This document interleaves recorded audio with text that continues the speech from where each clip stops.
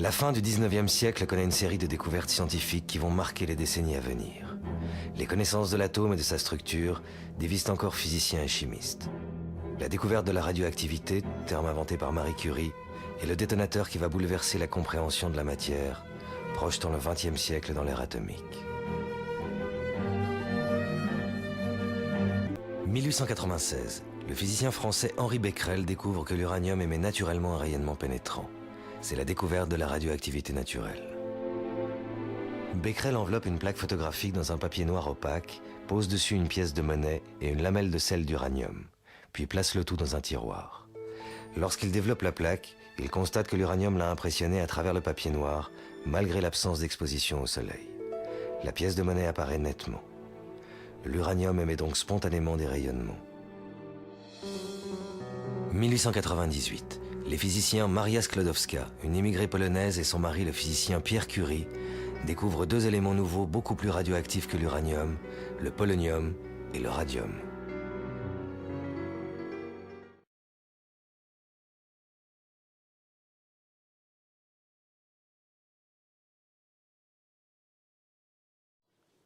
Oh, puis après tout, pourquoi pas? Je vais essayer de simplifier. Alors, Georgette, ceci est de l'uranium, un métal, comme le plomb ou le fer, qui vient du fond d'une mine. On connaît l'uranium depuis plus d'un siècle, seulement voilà. Monsieur Curie et moi-même, nous nous sommes rendus compte, depuis peu de temps, que l'uranium n'est pas un métal comme les autres.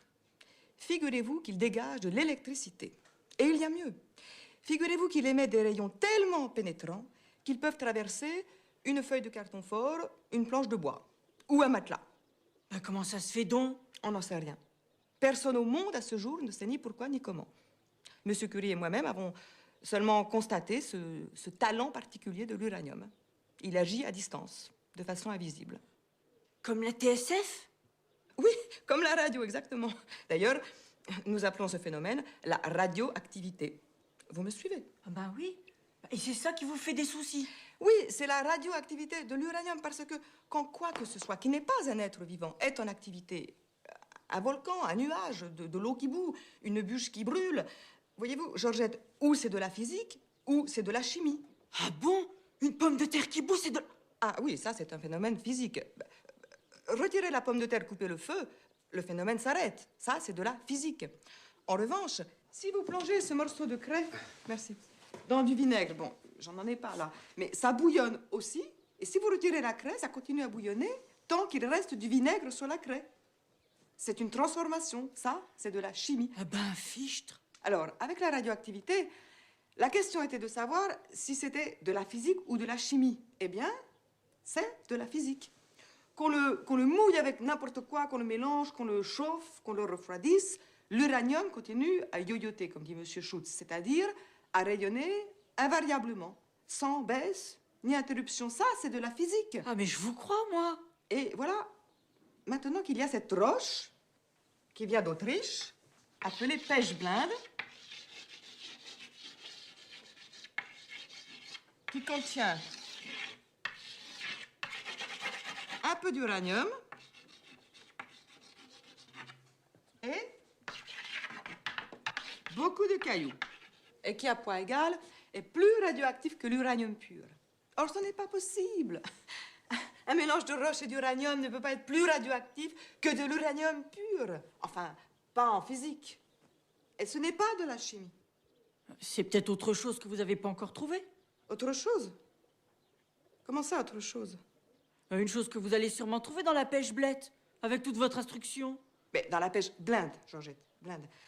Outre l'uranium, il y a de l'arsenic, de l'antimoine et du barium. Bon, et des impuretés. Or, ni l'arsenic, ni l'antimoine, ni le barium ne sont radioactifs, ça, on le sait. Ben alors, c'est peut-être les impuretés qui yoyotent. Non, mais ces impuretés ne contiennent même pas de métal. Comment voulez-vous qu'elles soient radioactives? Tu as vérifié? Non. Mais s'il y en a, c'est infinitésimal. S'il y avait du métal parmi ces impuretés, il faudrait qu'il soit des millions de fois plus radioactif que l'uranium pour rendre le mélange encore plus radioactif que l'uranium pur.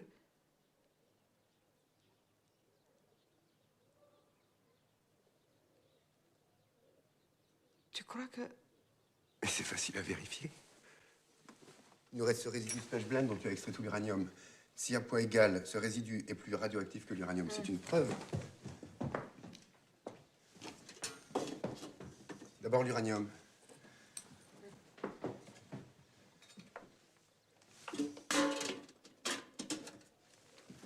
Alors, 75.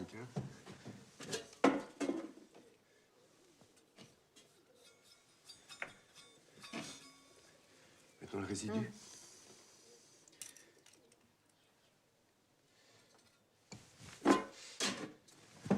J'y vais. Incroyable. Mais alors, ce métal à l'état de trace serait tellement radioactif qu'il faudrait l'appeler le radioactum. Le radionum? Le radium. Le radium. Bon, bah, si vous avez plus besoin de mes services... Oui, au revoir, Georgette. Oui, au revoir, Georgette. Mais ce radium, pour contrer les Anglais, il ne va pas suffire de le détecter. Il faut qu'on puisse le voir, le toucher. Mettons qu'il soit dilué à 1 millionième dans la pêche blinde. Quel poids de pêche blinde faudrait-il raffiner pour en obtenir 1 gramme? Une tonne, si je sais compter.